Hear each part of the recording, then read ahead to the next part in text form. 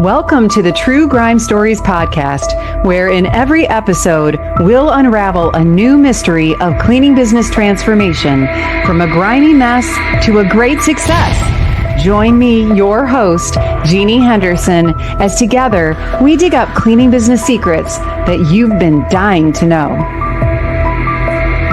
Welcome, everyone, to our next episode of True Grime Stories. And I can't believe it, but I'm so excited and honored that we have Debbie Sardone again with us here today.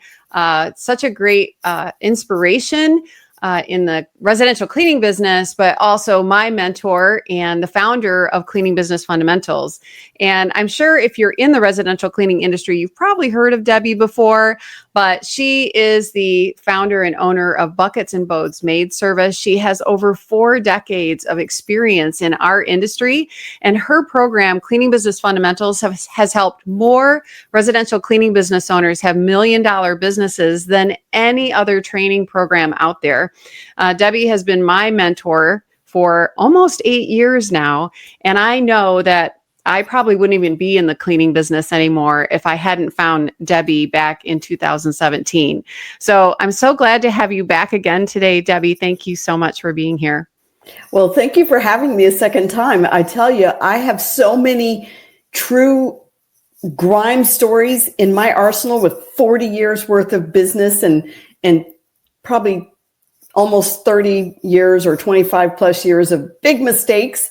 And so I have lots of grime stories, lots of painful, bloody grime stories.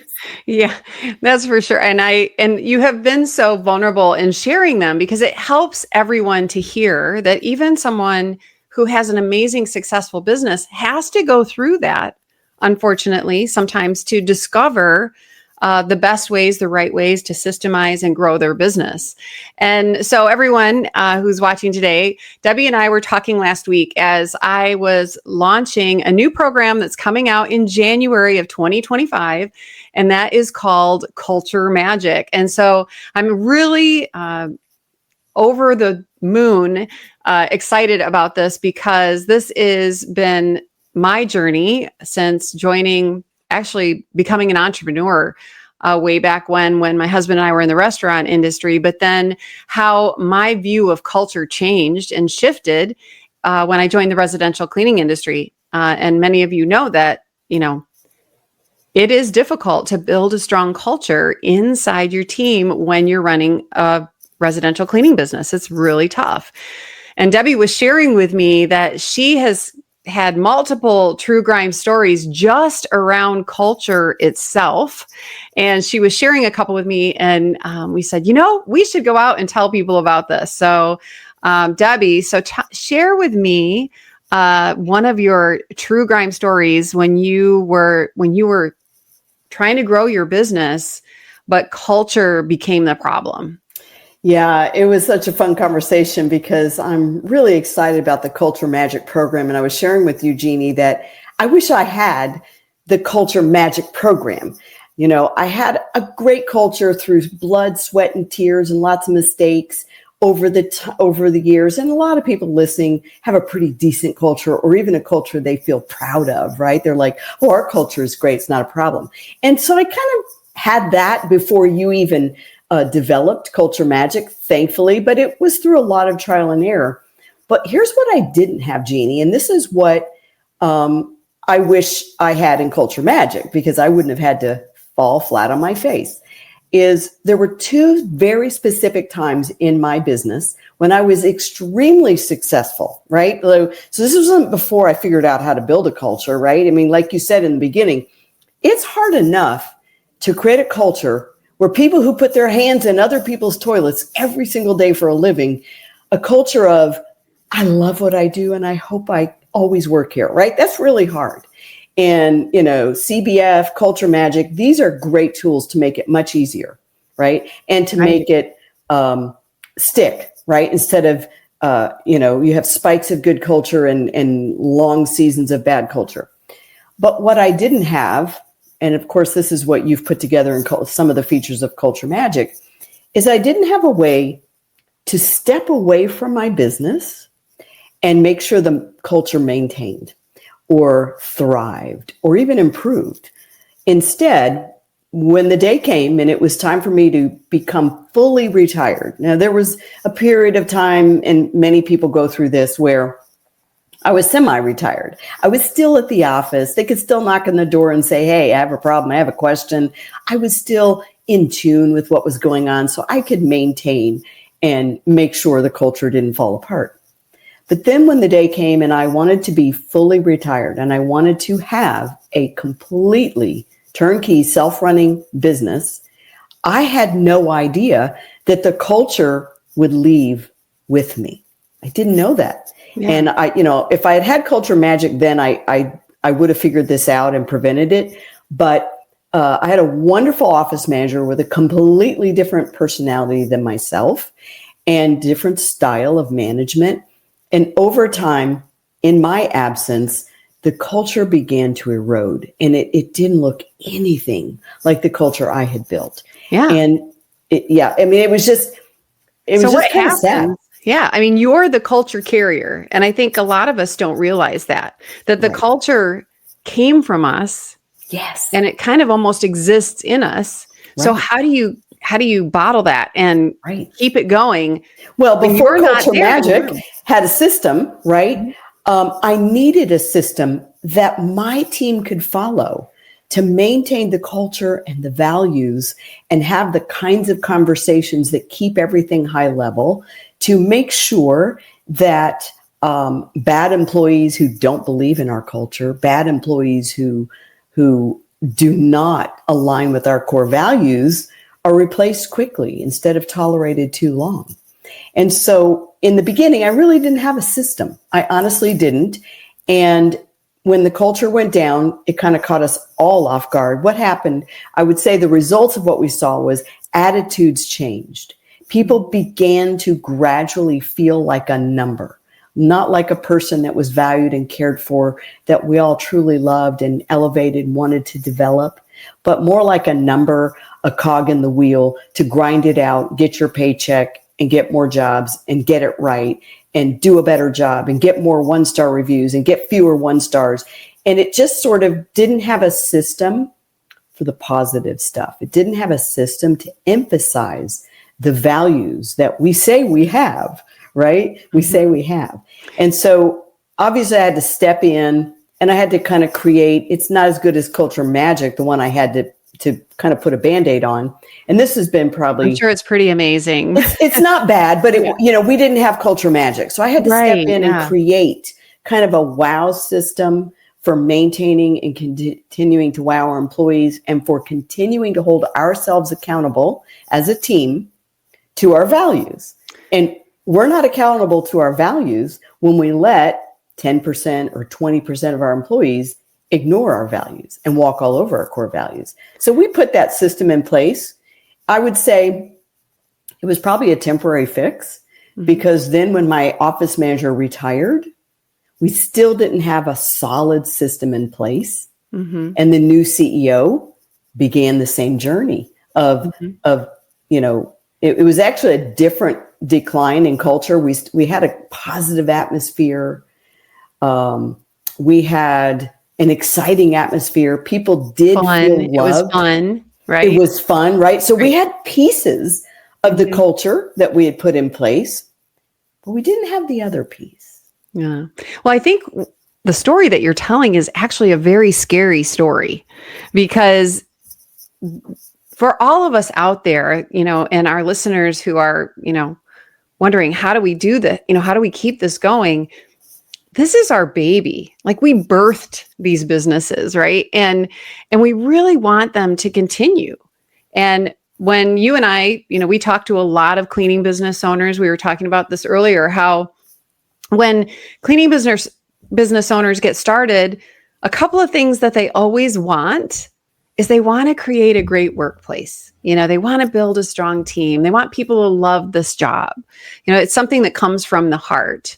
But then on the other side, they say they want freedom. They want time freedom, right? A financial and there's a conflict. And those two things don't go together. So you were just talking about something that was really great, I thought, and I hope everybody caught this. You were talking about the symptoms of when it starts to crumble. Right. And we often overlook that because the KPIs or the metrics that we're looking at aren't measuring culture. Exactly. Right? They're measuring revenue and profits, and things like that. So how do you measure that? So that is just so helpful. So let's pause right here because I want to come right back and talk more about how you were able to turn it around, because I know that you've had some great discoveries since then, and then we can share some more about culture magic. So we'll take a break. Is your cleaning business a grime story? There's no need to stay stuck in the muck because you're not alone.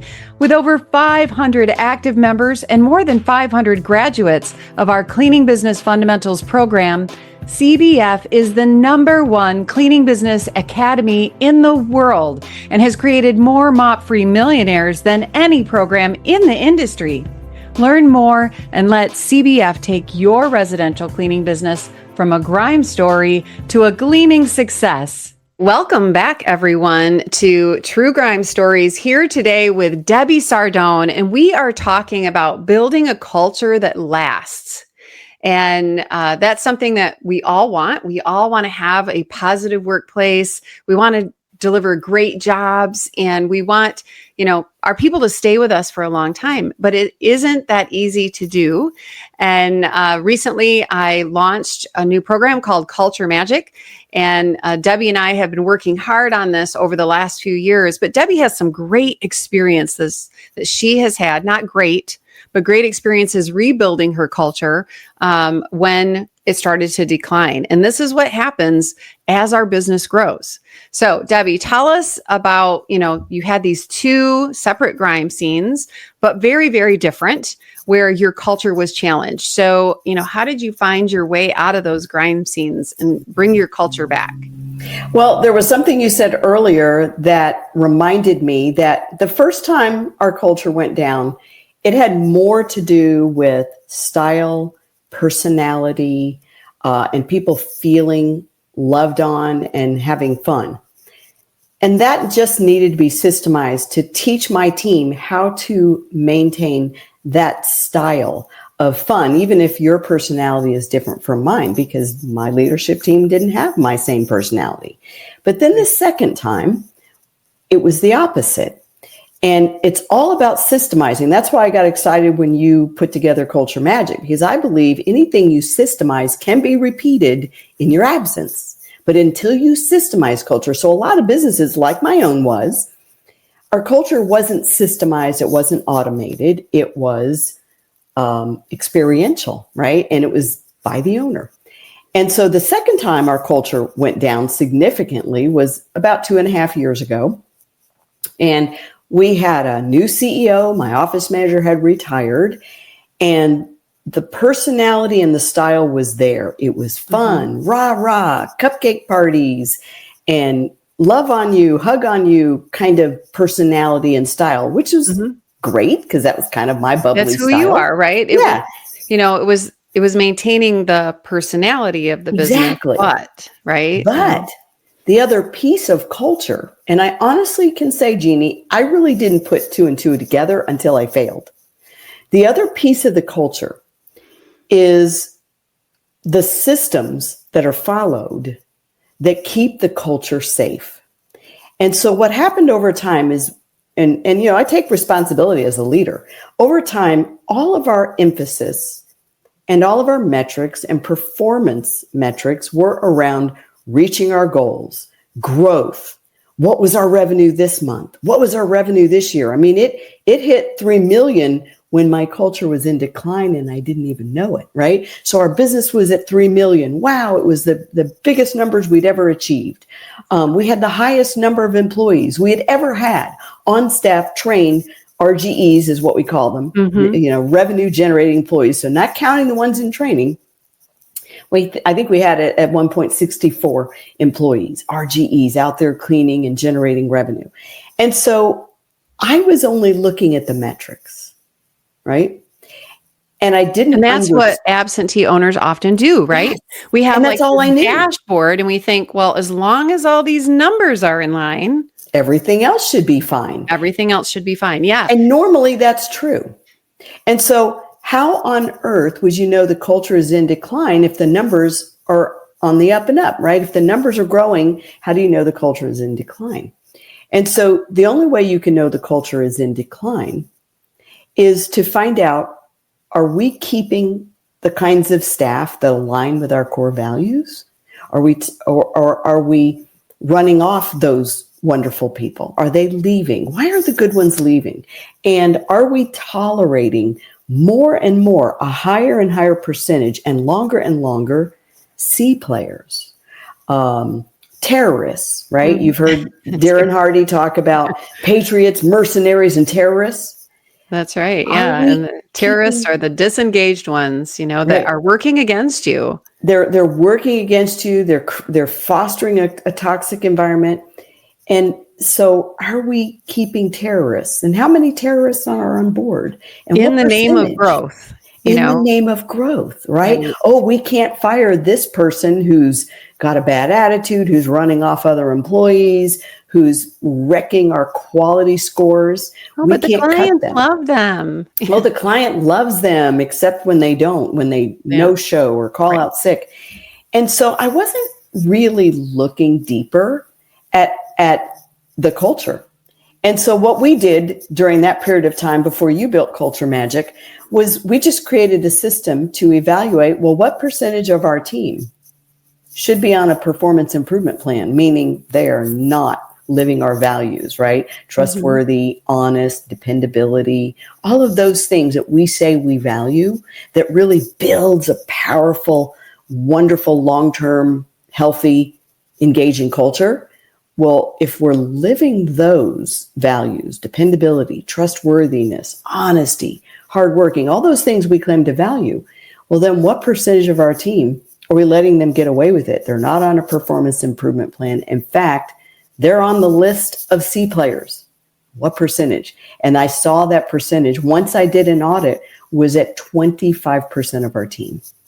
And I was like, oh my word, no wonder the good ones are leaving. The long-term trainers are quitting. They're not just saying, I don't want to train anymore. They're leaving the company. And some of our long-term employees were leaving. And why do we have so many new employees and so few long-term employees? And so once I began to look closer, it's like to reach our goals, we were lowering our standards of what we tolerate. And it literally did put our business in decline, but it took a while to see it. Right. Yeah. It's insidious. It's just a slow process of breaking down everything that you've built up to that point. And it's so easy to push growth without paying attention to what got you there in the first place. Exactly. And, as the leader, Jeannie, I take full responsibility because that was all I was holding my leadership team accountable for. I was like, what's the numbers? How many employees do we have? What's our employee turnover rate? What's our customer attrition rate, which had spiked to the highest levels. That was when I began to realize, wait a minute, something's wrong, right? Is I began to see things like our customer churn rate was spiking. Our first-time clean fails were increasing. Fewer and fewer employees wanted to be trainers. So that's when I began, when you pull a thread on a sweater and it just gets longer and longer. Yeah. And it's really important for us to not be in denial.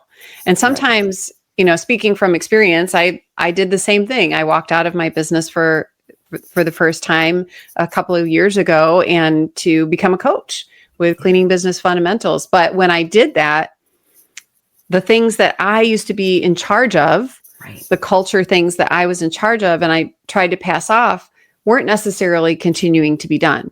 And the hiring process changed dramatically during that time. And it was really more focused on volume, like the volume of applicants and the volume of interviews and that kind of stuff. And the volume of hires and the volume of starts. It wasn't about the quality of people.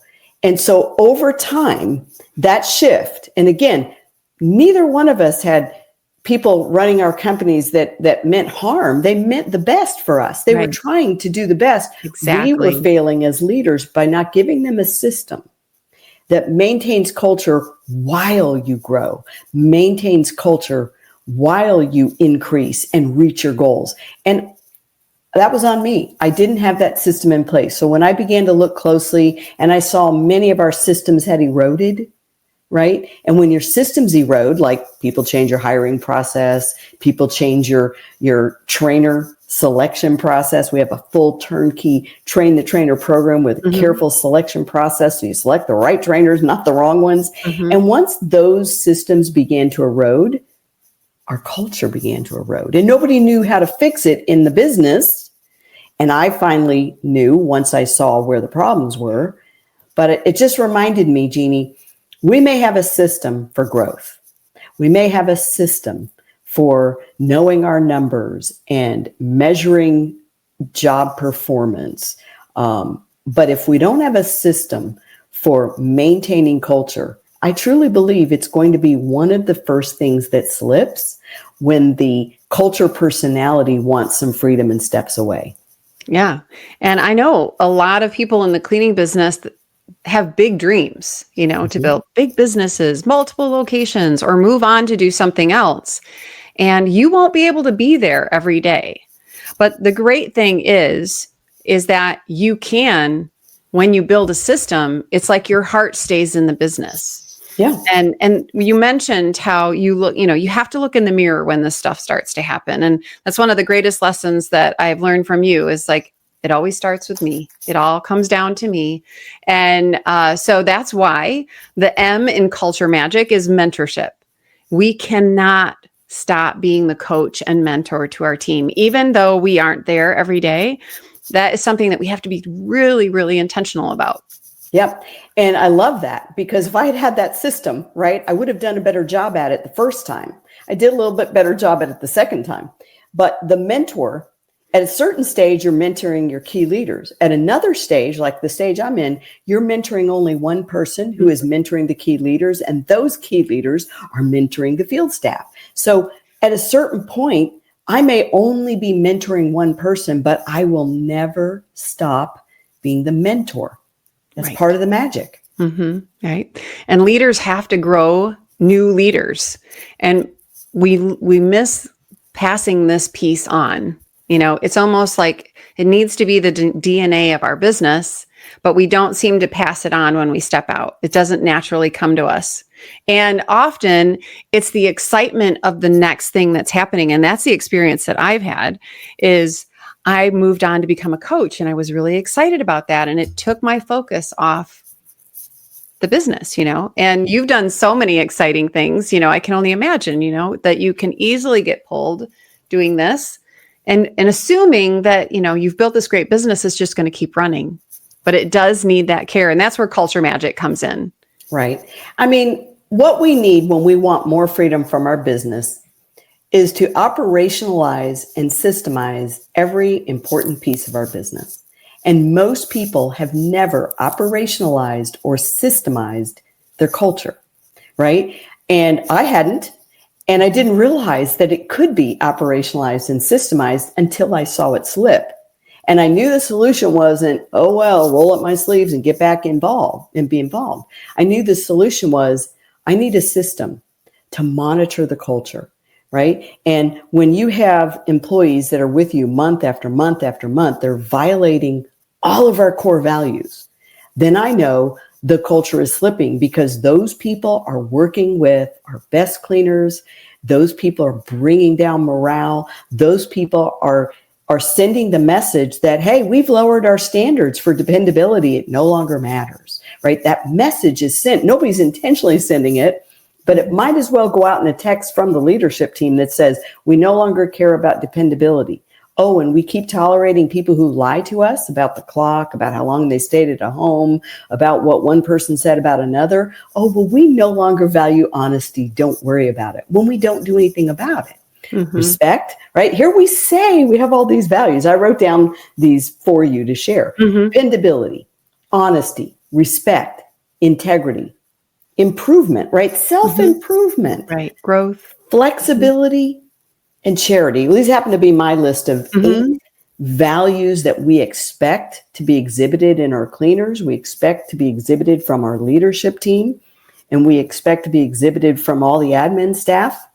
So why is it I hold myself accountable to honesty and dependability and my leadership team to honesty and dependability, but I throw that out the window with a cleaner? Well, maybe it's because I won't hit my goals. I won't hit my revenue expectations, blah, blah, blah. Now I'm in trouble. I'm in decline. Yeah. And it is one of those things that intuitively we don't think that it's measurable. Right. Right. We think it's a feeling. Exactly. Right. That it can't be measured, but it actually can be measured. There are metrics that can show you if your culture is working or not.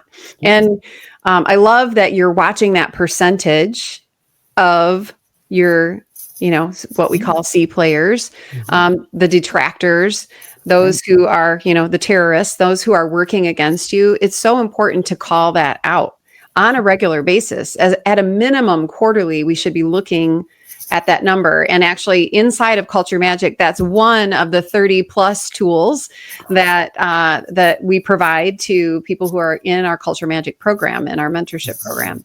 So, right. Here's the thing. Everybody on the team knows who the terrorist is. Everybody. We are not fooled. And when a leader makes excuses for keeping the terrorist, and the excuses tend to elevate themselves as a leader. Oh, I'm just giving them a second chance. Oh, I'm just being charitable. Right? I'm a softie. Yeah, I'm a softie. I just don't have a heart to let people go. Yeah. What they're really camouflaging is I don't have the integrity to do the right thing, even if it means I'm going to miss my goals. What that means is I don't have the care and the charity towards my customers who deserved to get what they paid for. And once again, they didn't, because this person's dishonest. They sneak out of the house. They pretend to clock out an hour after they left. You know what I'm saying? We've all been there. Oh, yes. We've seen every story. Yes. Right. And so as a leader, if we're making excuses, well, I'm just a softie. It's not true. We're just being cowards. And we're hurting our whole team. We're hurting everybody who made the effort to get up today when they had to go find a substitute babysitter and didn't call in sick. They made the effort. We're punishing that person when we let somebody repeat over and over. Oh, I don't have a babysitter. Oh, I have a hangnail. Oh, my car sounds funny. I need, all this reasons that people become undependable. I didn't sleep well. I have a headache. Grandma's in the hospital. Yeah. Again, all of those things. Again. Yes. And again, there's so many grandmas. But, and the thing that really hit me hard was when I realized that I was letting people down, when I wasn't holding others accountable, when I wasn't coaching people to the level that they needed to be coached. And that was the birth of Culture Magic, really, was the awakening moment that I had when I went, oh, it's me. And I need to create a system around this. And step by step over the years have been able to build this system out in a way that everybody can do it. It's simple to follow. It is. It's very simple. You can delegate it. Mm-hmm. Here's the thing. If any leader listening to this feels really great about their culture, it's awesome, they've done a good job, ask yourself, if you stepped away for a year, would you come back to the same culture that you left? And if you are not 100% certain that everybody on your team knows how to maintain and follow your culture and keep the standards high, if they don't know how to do that, if they would be faced with those decisions of, let's try to tolerate this a little longer, maybe it'll get better on its own, whatever it is, it won't be long before your culture erodes when you step aside. We should always be building the business we're not a part of. We should, even if I'm not going to retire for 10 years, we should always be building the business that doesn't need us. Right. Then we don't know what's going to happen tomorrow, right? And you and I have both, you especially this year, have had experiences where you just have to stop. You have to pause because what's going on in your life needs your attention. Right. And I've had that. I've been through tragedies in my life and challenges, illness, various things where I was not available for my business. But the beautiful thing is that I was able to come back and my business was humming. Right. Right. it was still going well, but that's because the system's in place. Right. Your And business runs on systems and your culture runs on systems, right? It doesn't run on Genie. It runs on systems. And that was the biggest mistake I made in the earlier days of my business is I just assumed the culture would be caught. No, it has to be followed. There's a difference. I love that. Yeah. It is, it does feel like it's something contagious, but it really doesn't stick unless it's being nurtured. Now, a bad culture is highly contagious. A bad culture is highly contagious. It spreads like wildfires. You can turn a mercenary into a terrorist like that by not paying attention to your culture. You can watch them turn. But a good culture or an amazing culture, that isn't caught. That is taught, it is lived, and that only happens with a system that people can follow. Right. It has to be deliberate. And it's not something that you come by with luck. I've had people say to me, well, I'm just not that kind of person. I've even had people say, I don't really like people, but they're entrepreneurs. Find somebody who does. Right.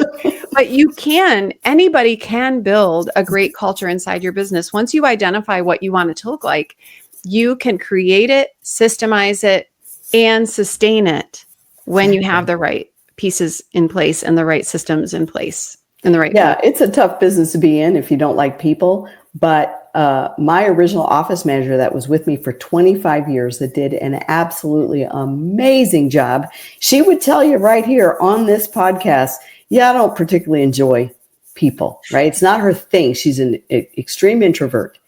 But, but what she found was people to work for her that loved people, that could add the rah-rah and the cupcake parties and, the hugs.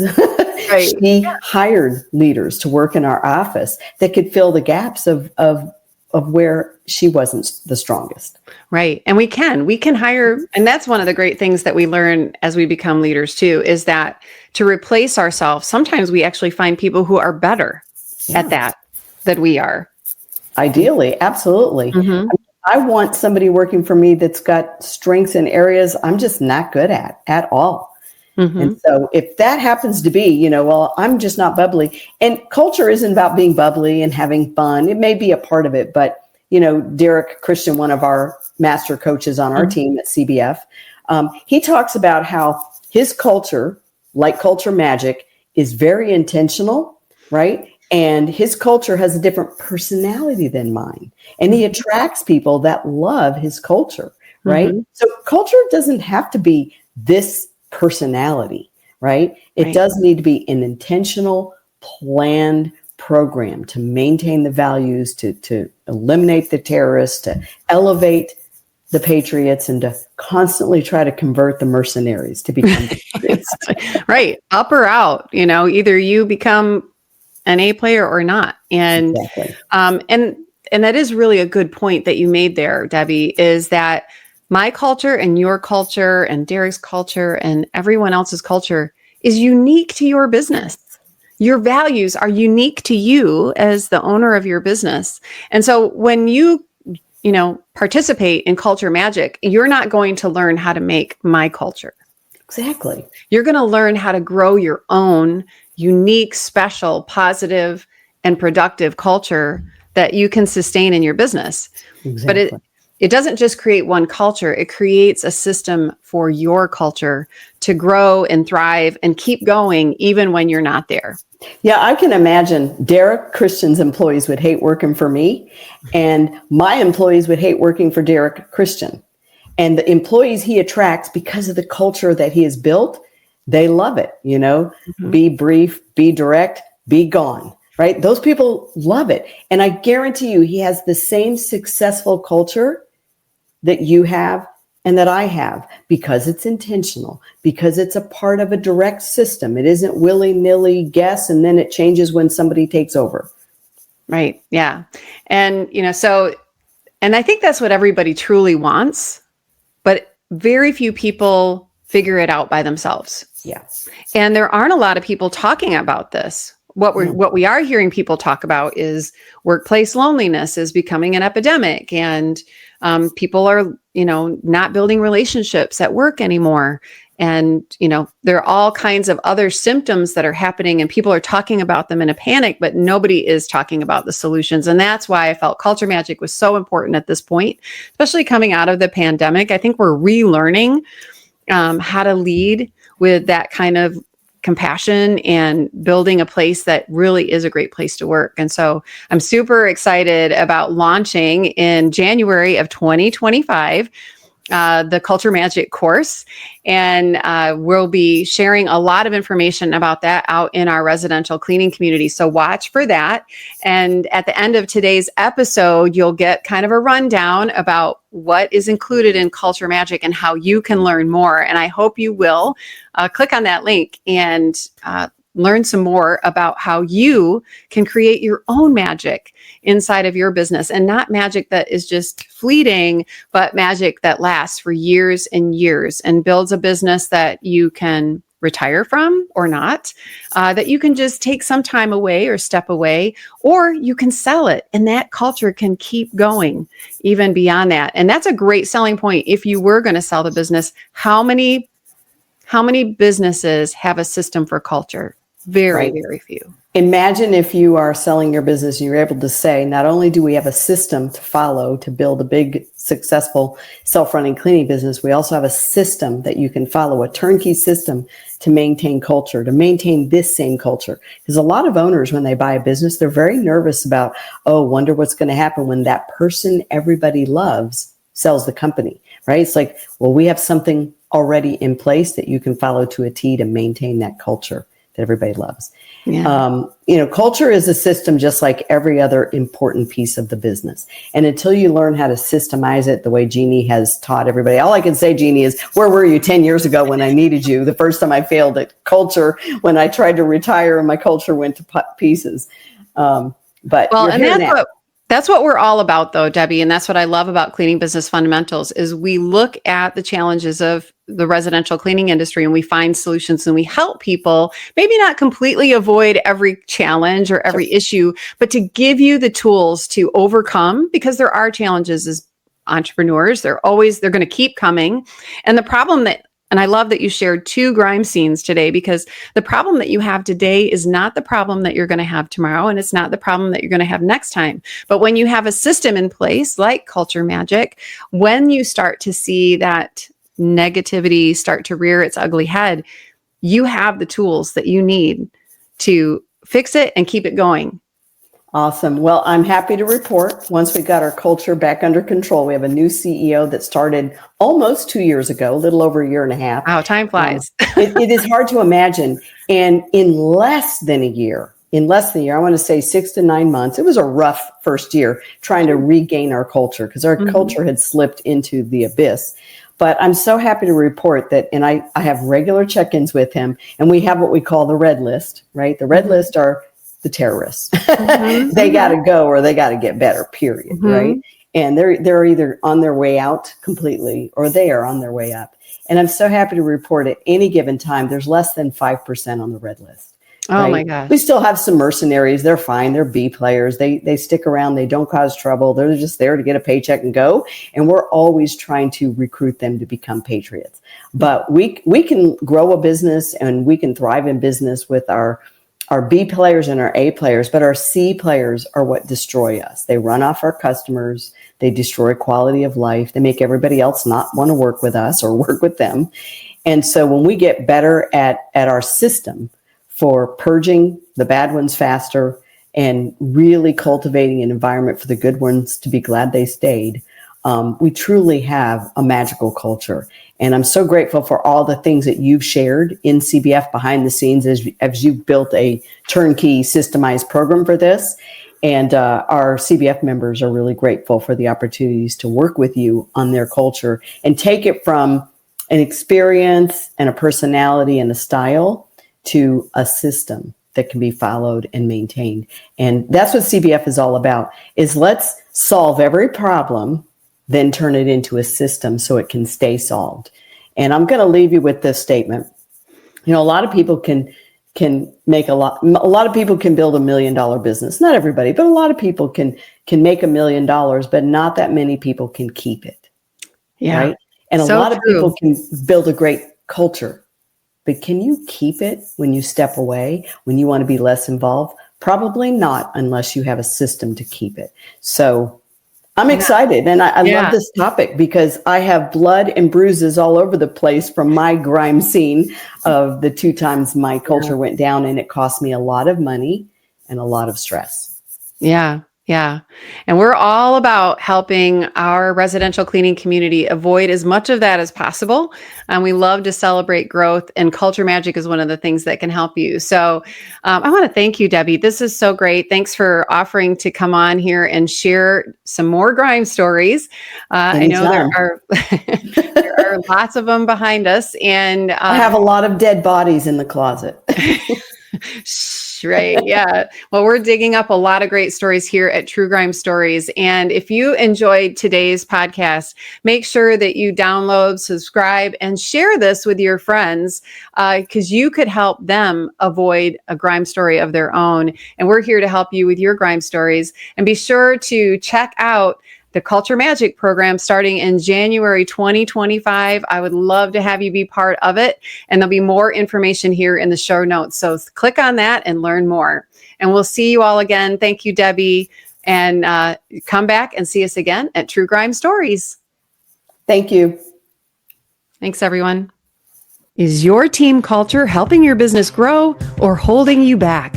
If you have a great culture now, will it remain positive even if you're not in your business every day? If these questions hit home, it's time to discover Culture Magic, a proven recipe and system for building a positive, thriving team culture that runs strong, even when you step away. Click the link in the show notes to learn more about Culture Magic today. Your dream team is possible, and it starts with Culture Magic. That's a wrap on today's True Grime Stories. Thanks for joining us in uncovering the secrets of cleaning business success. Don't forget to subscribe, share, and download, and check out our show notes for links and info from today's episode, and to learn more about our sponsor, Cleaning Business Fundamentals. Join us next time as we solve another True Grime story.